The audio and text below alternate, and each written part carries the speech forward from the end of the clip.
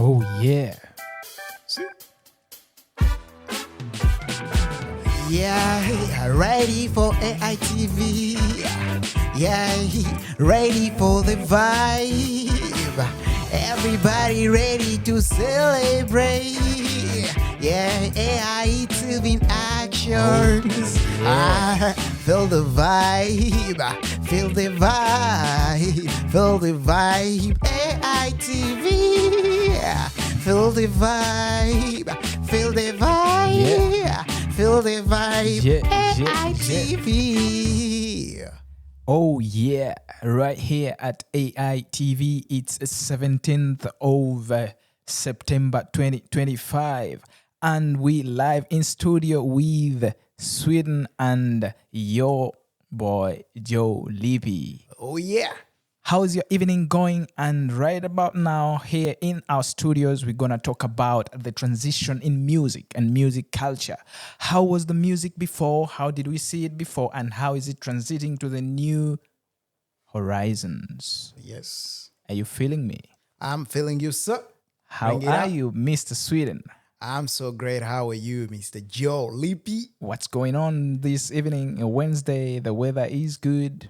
Very great. And I'm very grateful for this great opportunity at AITV. So we're going to discuss more and more about what you've brought up, the topic, and I love it. Exactly. This is how we do it at AITVs. And we hope yes. all our viewers and listeners, you'll have a great time as we dwell into this lovely and amazing topic. Such a great moment. So what do you define African music to be like, if we would start from that point?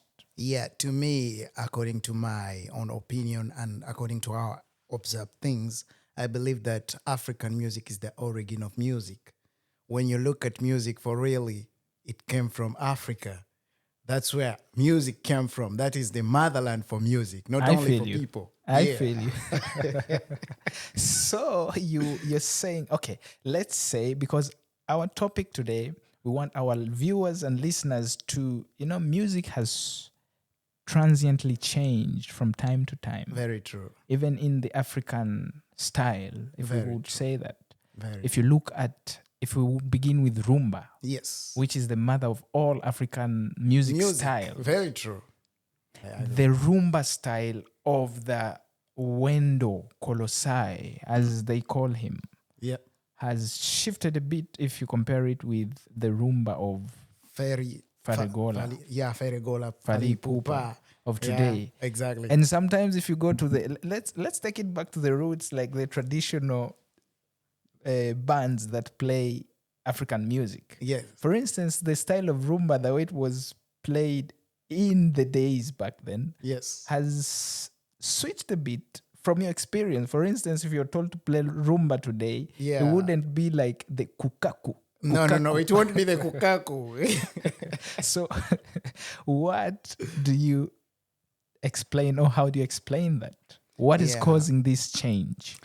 It is really an interesting question. And to my observation, just as you said, the transition in rumba has been really, really too much, and it is growing more and more. Okay. But still, there is always the fundamental. So the fundamental does not change. Oh, yeah. So there is always that original rumba that we know that is kaku, as you said. Okay, the beats. Then there is this new one. This new one is just a mixture of rumba with more other things. Like when you listen to rumba, you're trying to create in your own, because music is creation. Music is creativity. Yeah, it's creativity. And you should, in music, it's better to follow the art other than the genre. So when you're an artist, you do according to your art. And when you're doing your art in a genre, it will not be exactly the genre. It will become your own thing. Okay. And that's what rumba has become today. Okay. Everybody's trying to put in his own art. And then it's, we end up getting such the kind of a rumba that we are getting. But what do you talk, or what do you say about these people who tend to, because if you listen to most of the contemporary African music style now, Yes. if we could say, let's leave out the Makossa. Yeah. But if we take the Afrobeat The Afrobeat. from Nigeria, or we take from South Africa, which is Amapiano. Amapiano. Yeah. Why is it that people now tend to sound the same? A very good question. When you look at the music today, people are doing music as business. Okay. And when some things make money, everybody wants to do exactly the same thing to get what another person is getting from it. Like when we look at the Amapiano thing, it's originally from South Africa. Oh, yeah. But Nigerians are doing more Amapiano than South Africans. Oh, really? Yes.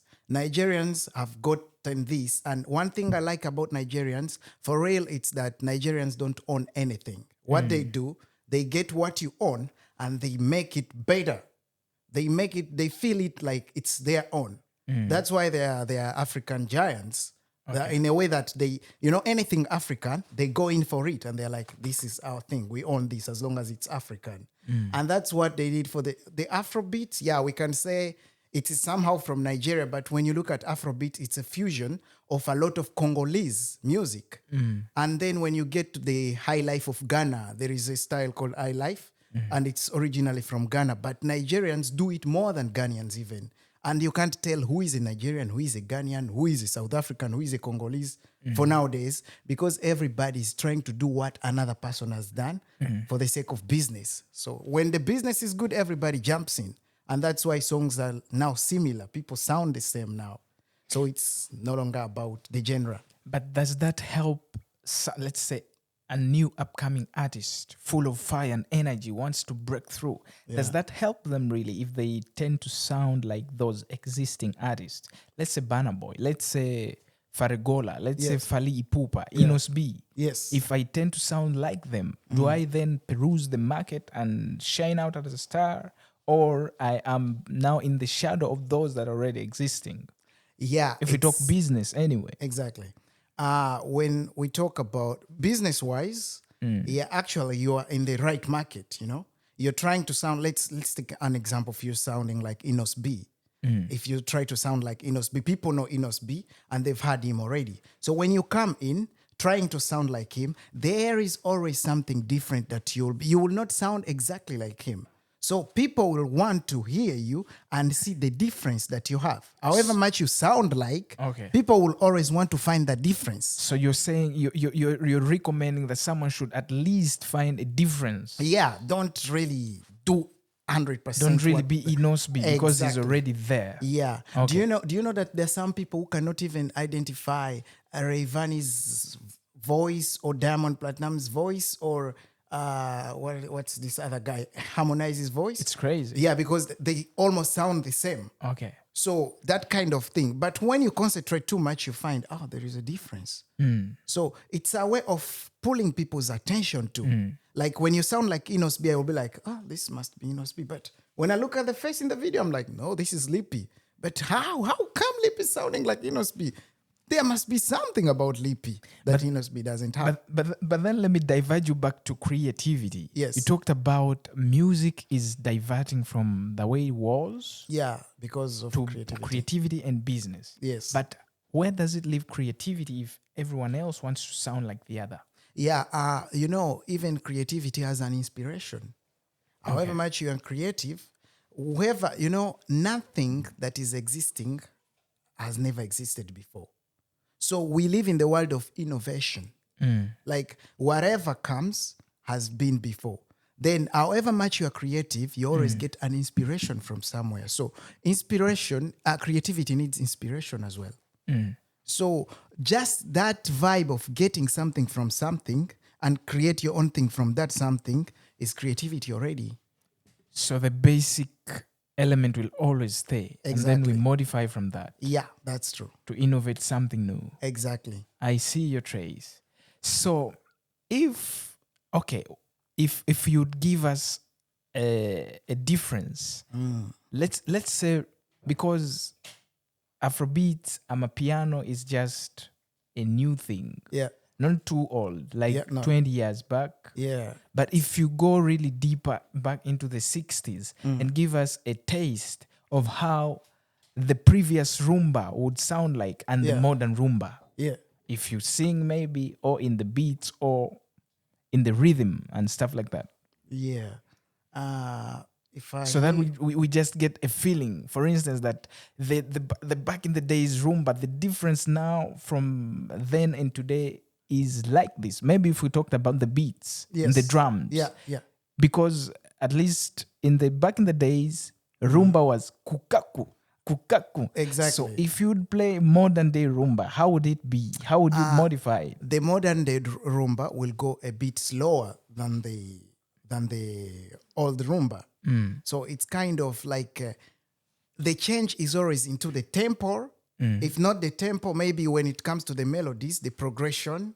But you're playing the same way you were playing, but you just lower a little bit the tempo, or you change a little progression. So it's kind of, that is the only things that changes. If we take Fali's song, yes.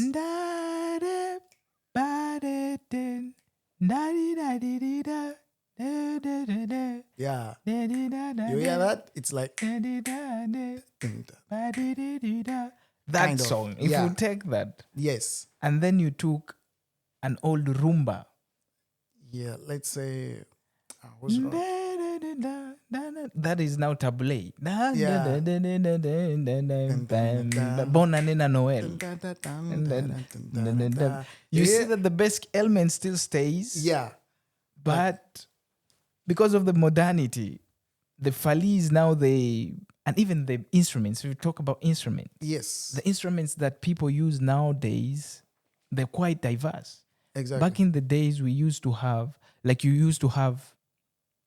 you leave the wenge, they use sometimes the keyboard and all that, synth and all that. But it was like bass, guitars, and drums. Yes, bass, guitar, maybe drums, some bit of sax, horns. Yeah. Yeah, the old ones used to have sax. But today you can have like piano, bass, guitar, and drums. Like it's an addition in instruments, but sax doesn't play a big role anymore because we have solo, The solo guitarists does more of what sax should have done at the moment. So that's why at the moment we don't have more of sax in the rumba like we used to have before.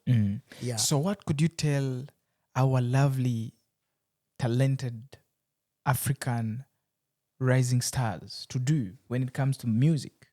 Yes. And business-wise? Yeah. As it is evolving?